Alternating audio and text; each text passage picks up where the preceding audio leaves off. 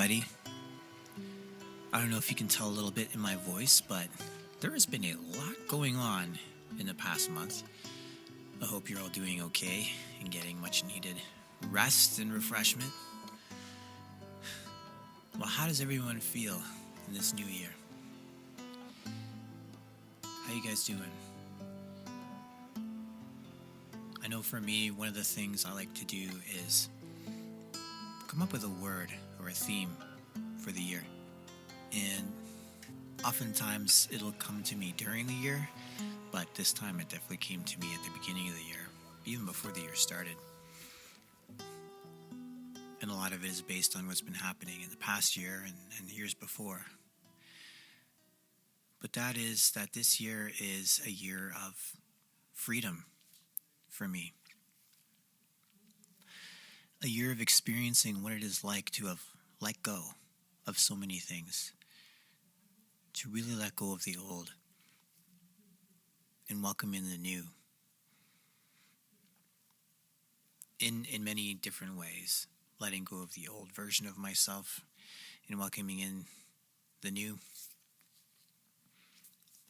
Letting go of my ways of thinking and maybe wanting to control the process and control the outcome. Surrendering that. Just surrendering that and letting that go. As they say, let go and let God. That's what I'm doing. And it feels so good. And the experience already has been wonderful for this year. Even just in the past month, so much has happened. And I'm sure I will talk about that at some point. But it is beautiful and wonderful what is going on in my life right now. You know that feeling when you've just been going through so many horrible things and you're praying and you're believing and things are just so tough. You're putting in the work, you're sowing the seeds, but maybe you're not seeing any results. Well, this year already feels like the year to have those moments where you're like, wait, I prayed for this or I believe for this and now it's happening in my life. I'm experiencing it. What's going on? This is awesome. This is amazing.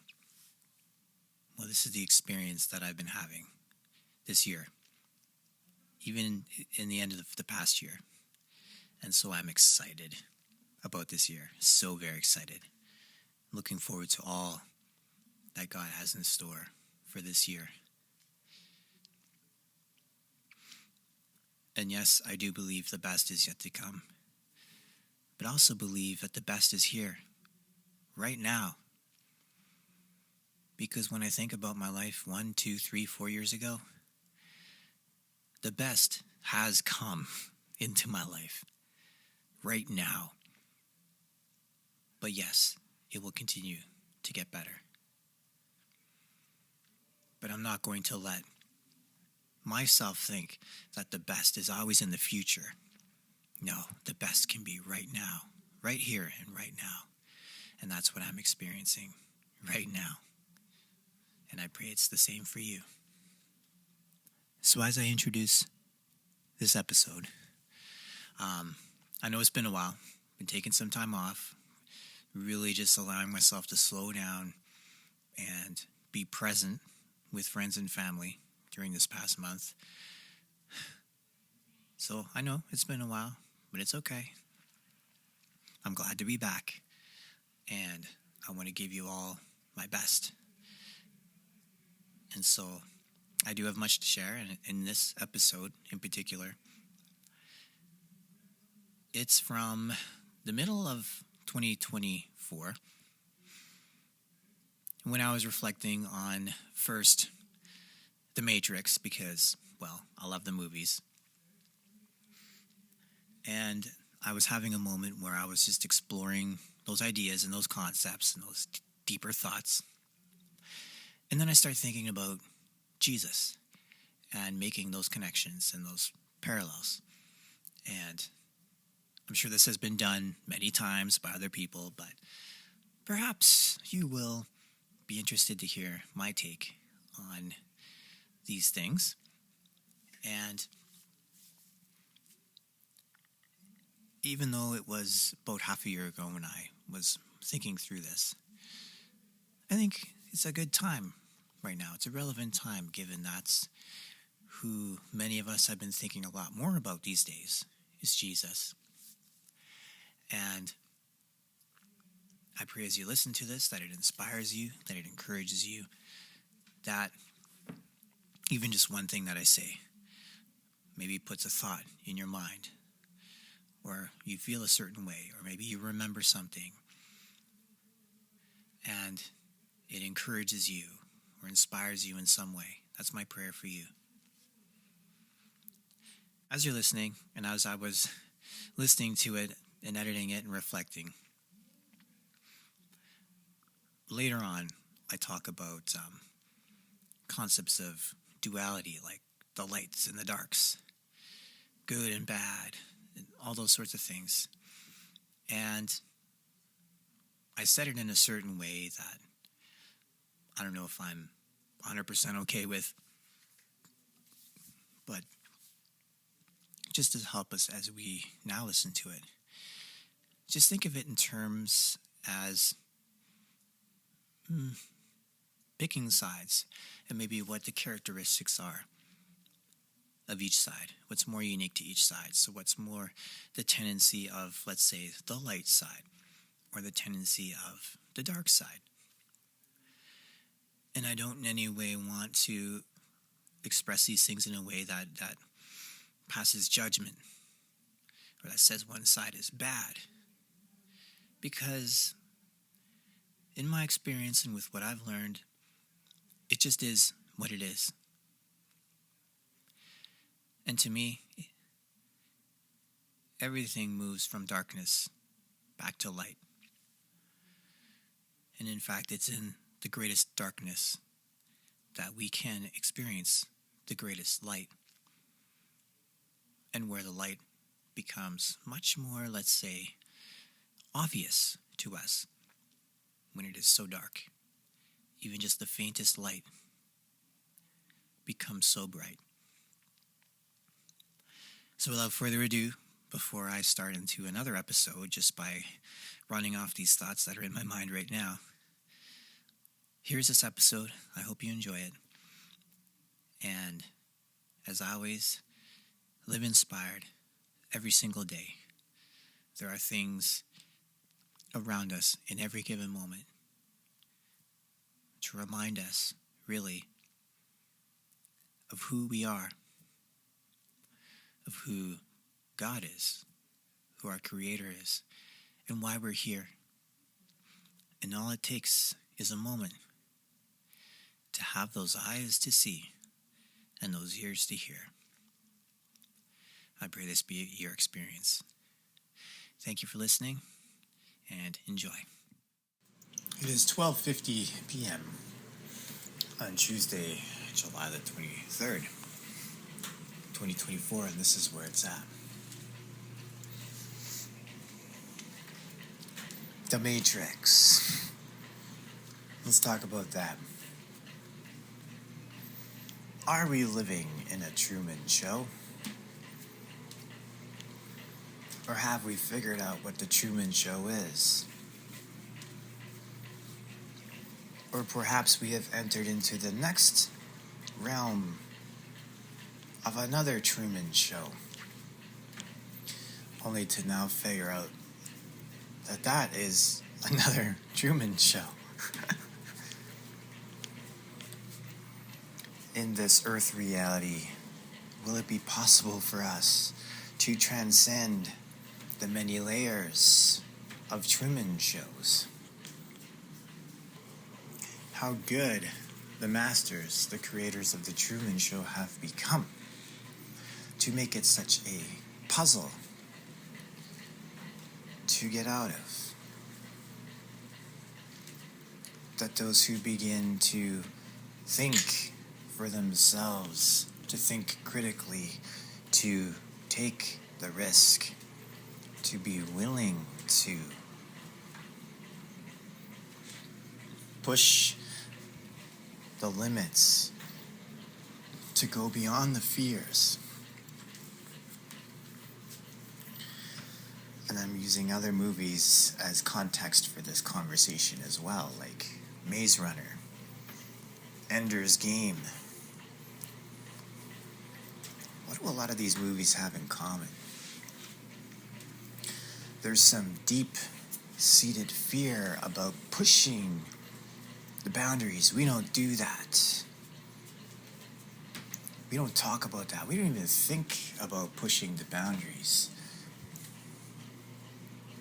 When you push the limits, bad things happen. Oh, there is a certain threat to pushing the limits, to breaking out of what's normal. Think of Maze Runner and the creatures that run the maze, that prey on those trying to escape the maze, to see what's out there.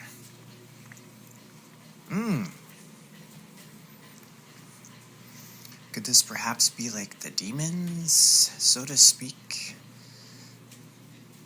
that afflict us while we're trying to escape this matrix reality that is like our Truman Show? Think of the Matrix. Had to push that beyond the bounds of what they thought was real, what they thought was normal, what they were told was normal, what they believed was normal because everything around them reinforced the normalcy of what they were experiencing. Oh. So every time we get comfortable in our lives,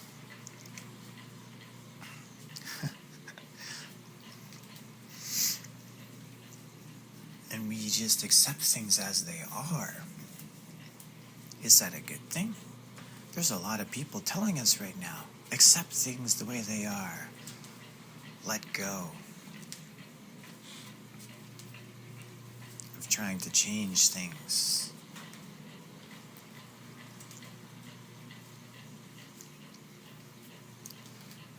Or perhaps that's the final stage. An acceptance and a letting go. Perhaps they're teaching that because that is the ultimate lesson to learn, of acceptance and of letting go. Letting go of this perceived desire and need to have to be in control, to have to know everything, to have to make sense of the universe. Where did that come from?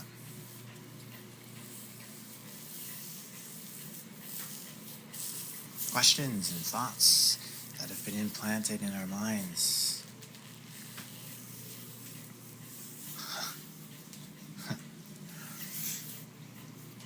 Even now, I consider whether or not there is an intent to interfere with my thinking process as I'm saying these things, because I seem to be losing a train of thought.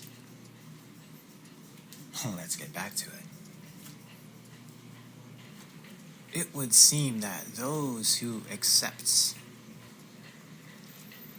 that things are the way they are, out of fear, perhaps,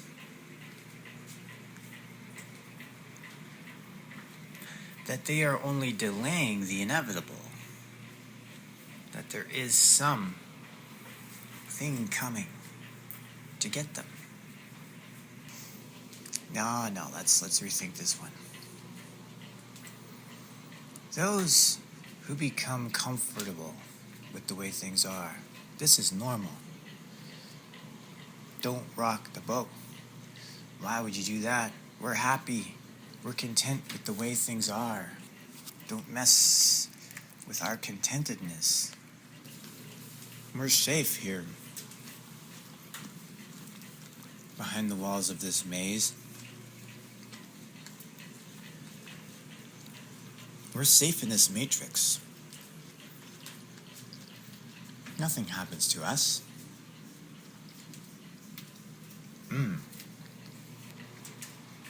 But when a crack in the wall begins to appear, when there is a glitch that you see,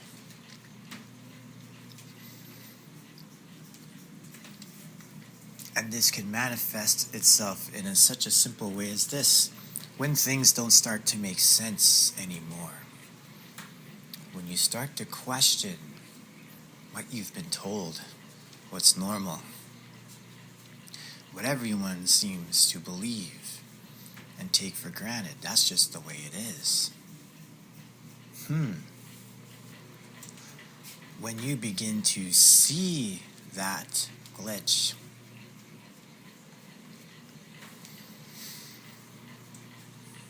when you become more aware of how things just don't seem right, something isn't adding up anymore. What begins to happen? Your life becomes chaotic, difficult,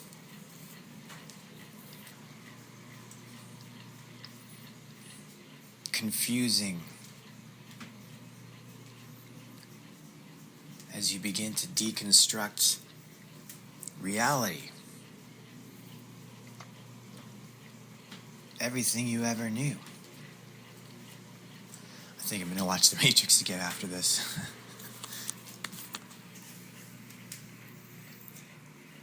And so,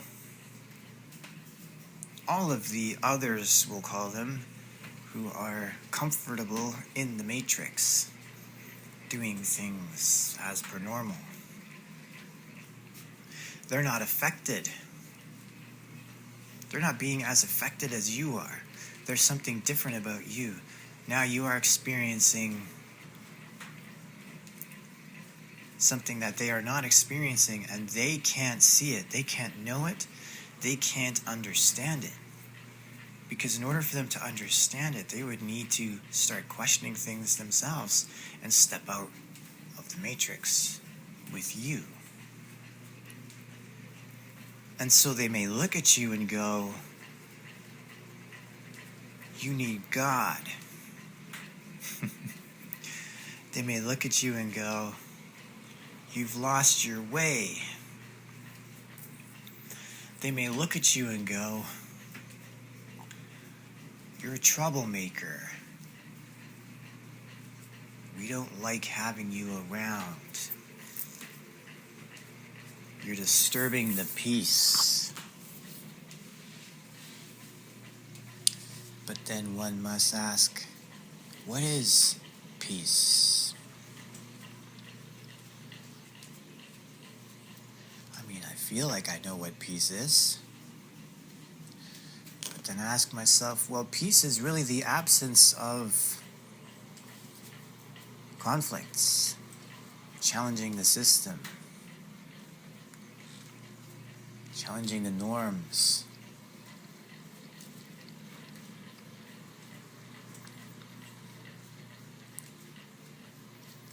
And so we have officers who are keepers of the peace. But perhaps if we were to permit those who begin to disturb the system,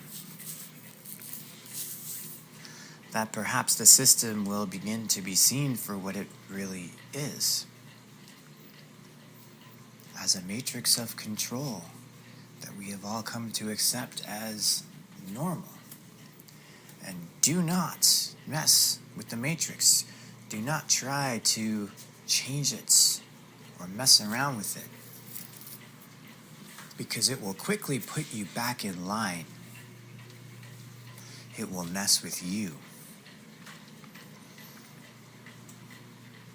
and make every effort to re-assimilate you back into itself.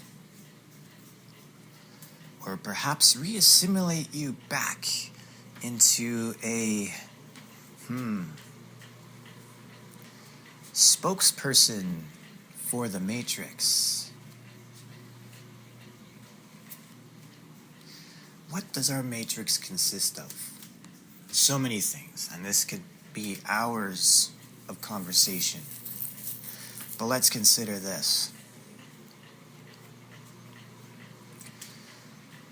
There appears to be what we call a good, and there appears to be what we call an evil. A light and a darkness. The light team and the dark team. It has been my observation that those who pick a team to be on,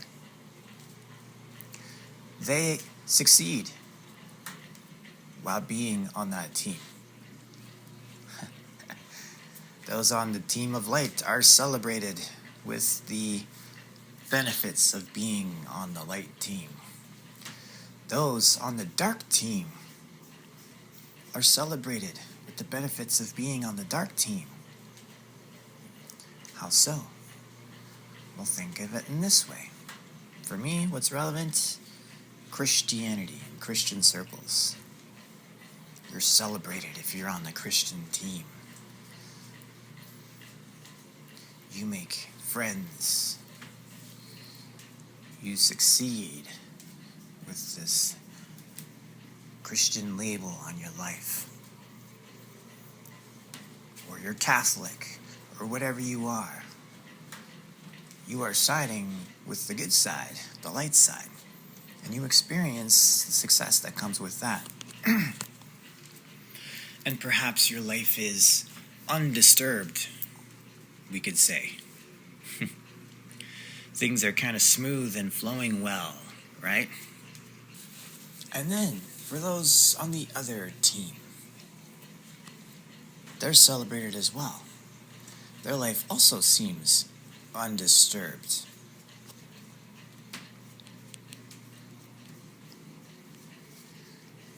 They're being supported on this team to continue being on this team.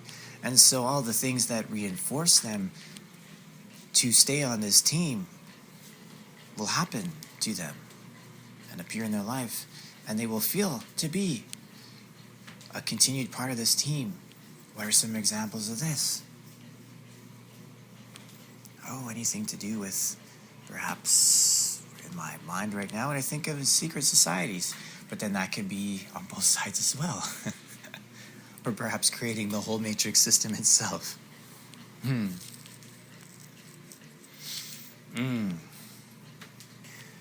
The Freemasons, the Luciferians, the Satanists, the ones who we would consider the child traffickers, the child sacrificers, the darks, the ones with the blood, things going on all the time. We could consider those the darks.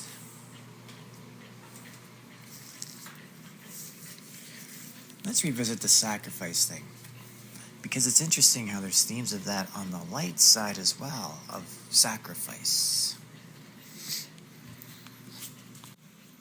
But then there are themes in the Bible that talk about obedience being preferable to sacrifice. You don't have to sacrifice, you can just obey, submit. Follow the established set of rules and guidelines. But aren't there universal laws? Yeah, there are. That's probably what gets conflicted in all of this then. We see universal laws and we go, those are true. That appears to be real to us in every sense. The law of gravity, the law of attraction, the laws of thermodynamics, the Newtonian laws, these are all things that are absolutely true and are frame of reference? Are you telling me that those are Matrix creations too? Well, in this reality, they work and they are laws. But have you ever considered that perhaps in other realities there are higher laws that supersede these laws? That the law of gravity may not apply in other places where there are other laws to supersede that, and you can float at will,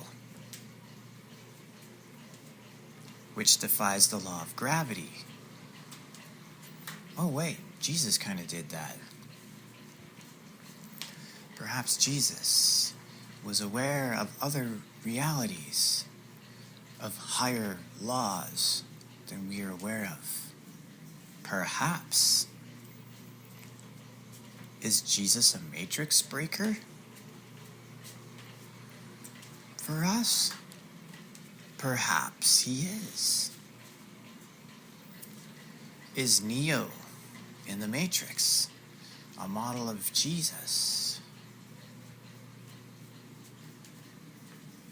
Interesting how the letters in Neo make one, and how Neo can also have meanings of new one, the new one, Jesus, the one, the new thing, the new one, defying the Matrix. Oh,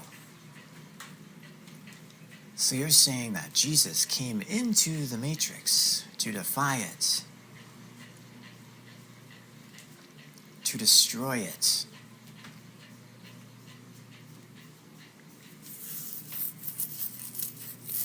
And that just as Neo was in the movie, only Jesus could do this, because Jesus came from outside of the Matrix with the awareness of who he was, a Matrix buster. Oh.